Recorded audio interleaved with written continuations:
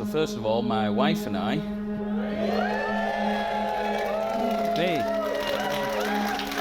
that feels strange, doesn't it? So my wife and I would like to thank everyone for coming here today. It means an awful lot to us. We're truly humbled by the number of people who've managed to come out and celebrate this fantastic day with us. I know many of you are local to us, but some have travelled from quite some distance. I think the USA is up there, shortly followed by an Irish contingent. But what a fantastic effort from you all, and thank you so much for travelling over here and spending the time with us.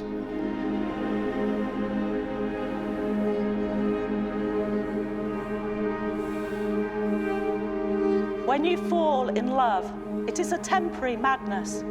It erupts like an earthquake, and then it subsides. When it subsides, you make a decision. You have to work out whether your roots are to become so entwined together that it is inconceivable that you should ever part. Because this is what love is. Love is not breathlessness. It's not excitement. I'm telling you some truths. For that is just being in love, which any of us can convince ourselves we are. Love itself is what is left over when being in love has burned away.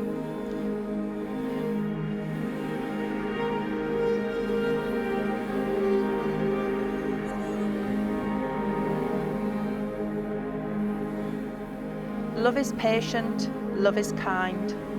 It does not envy, it does not boast, it is not proud. It is not rude, it is not self-seeking, it is not easy angered. It keeps no record of wrongs. Love does not delight in evil, but rejoices in the truth. It always protects, always trusts, always hopes, always preserves. Love never fails.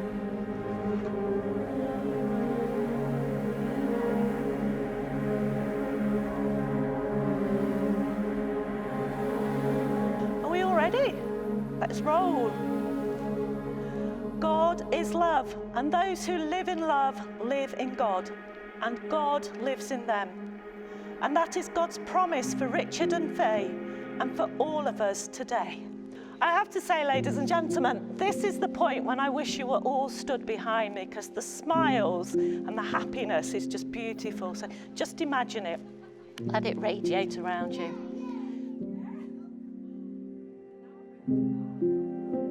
In the presence of God, Father, Son, and Holy Spirit, we have come together to witness the marriage of Richard and Faye, to pray for God's blessing on them, to share their joy, and to celebrate their love.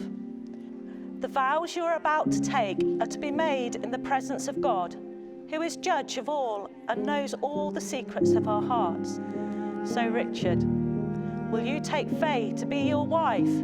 Will you love her, comfort her, honour and protect her, and forsaking all others, be faithful to her as long as you both shall live? I will. Faye, will you take Richard to be your husband? Will you love him, comfort him, honour and protect him, and forsaking all others, be faithful to him as long as you both shall live? I will. I, Richard William Hudson, take you, Faye Morgan, to be my wife, to have and to hold from this day forward, for better, for worse, for richer, for poorer, in sickness and in health, to love and to cherish, till death us do part, according to God's holy law. In the presence of God I make this vow. I, Faye Morgan, take you, Richard William Hudson, to be my husband, to have and to hold, from this day forward, for better, for worse, for richer, for poorer, in sickness and in health, to love and to cherish, until death us do part, according to God's holy law. In the presence of God I make this vow.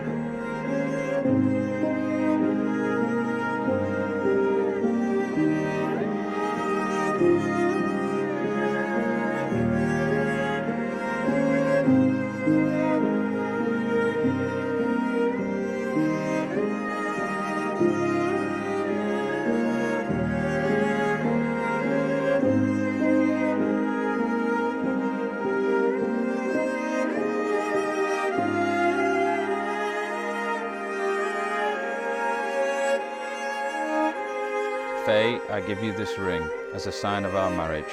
With my body I honour you.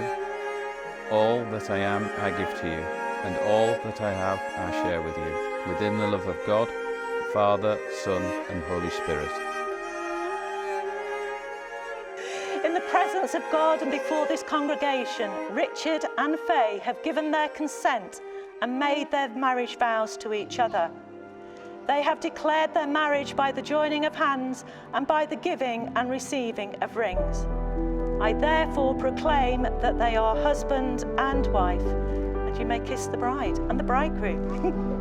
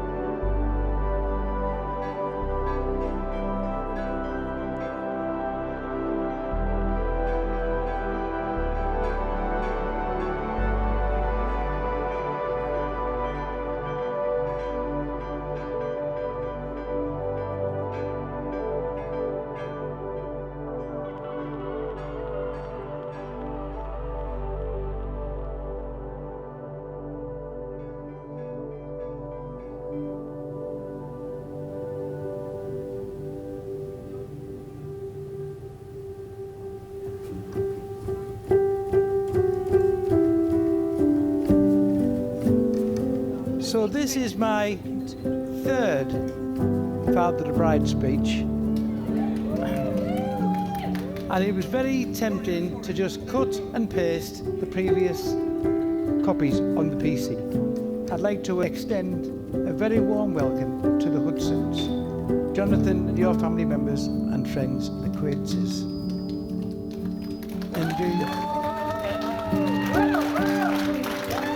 Even though I haven't been instrumental in the planning, it's been in the planning for what seems forever. Well, here we are in the heart of the Yorkshire Dales, now known as the Route Yorkshire Coast, giving the Scottish 500 run for his money. The no-fuss, low-key wedding is here and it's arrived. Yeah, sure. Right? As part of Richard's formal Morgan's initiation, he had to agree to lodge with the Morgans for an extended period, which dragged out to 6 months whilst his house was being renovated.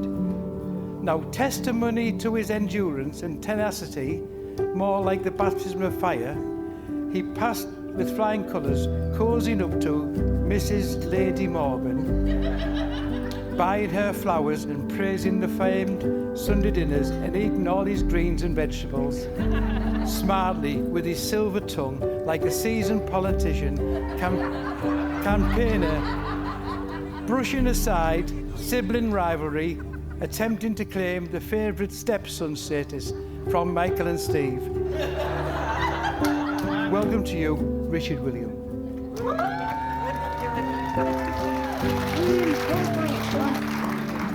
Faye has always been and always will be the baby of the house.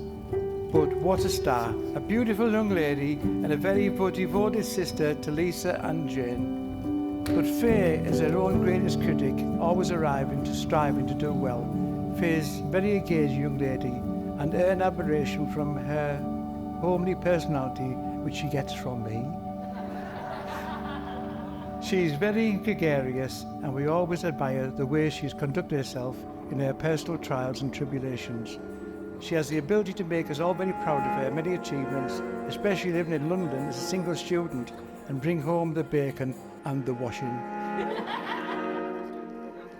Without all this, it wouldn't be possible, so I have to acknowledge the fact that my lady wife, and thank you for the love and support and friendship you bring to our home. I say I am a lucky man to have found a wonderful wife to share my life with. Welcome, Mr. and Mrs. Richard Hudson. Thank you.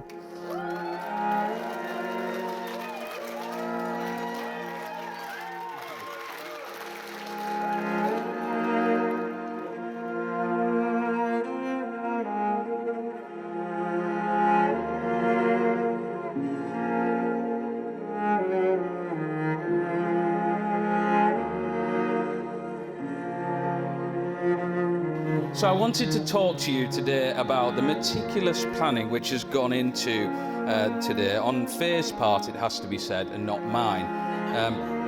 Many hours have been spent, deliveries received.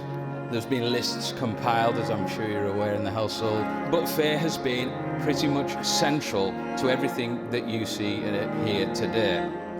So today, I haven't just gained a wife, but also a family. And a new contract fixing Morgan's vans, cars, you name it. Or just been Paul's go-to when he hasn't quite worked out how to fix out his own cars and vans. But, you know, absolutely, I really welcome it. Thank you to Paul, Angela, Lisa and Jane for welcoming me into your home and for all that you've done for us. Paul and Angela, thank you for always being there for us and for bringing up Faye the way that you did. She's a real credit to you both.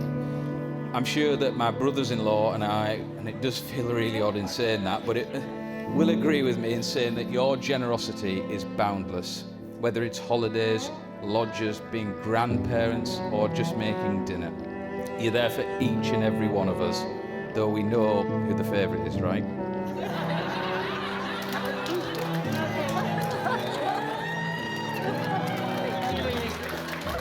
So now on to my gorgeous wife, Faye. Faye, thank you for agreeing to marry me. You truly are my world, and I love you with all my heart. So many of you will wonder how Faye and I met. You might not, but I'm going to tell you anyway. So many years ago, I met, purportedly, Faye at a charity night at the Dog and Gun. And she tells me and recalls that she took an instant dislike to that drunk, which is probably a fair description of me in my 20s. Lucky for me, I can't really remember, so it didn't really happen as far as I'm concerned. But fast forward to 4 years ago, and we're at a gathering for Michael's birthday. We quickly got on like a house on fire. We shared so many interests in common, with travelling being right up there, and we're quickly winding our way around the globe together. And I couldn't think of anyone else I'd rather share the experiences with. I know everyone will agree with me today in saying you look absolutely stunning. Yeah.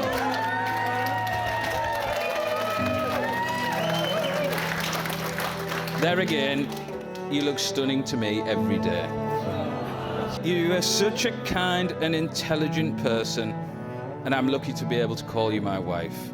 We really, truly are the best of friends, and we get on so unbelievably well. Our similarities are quite scary from time to time, but I can't wait to spend the rest of my life with you.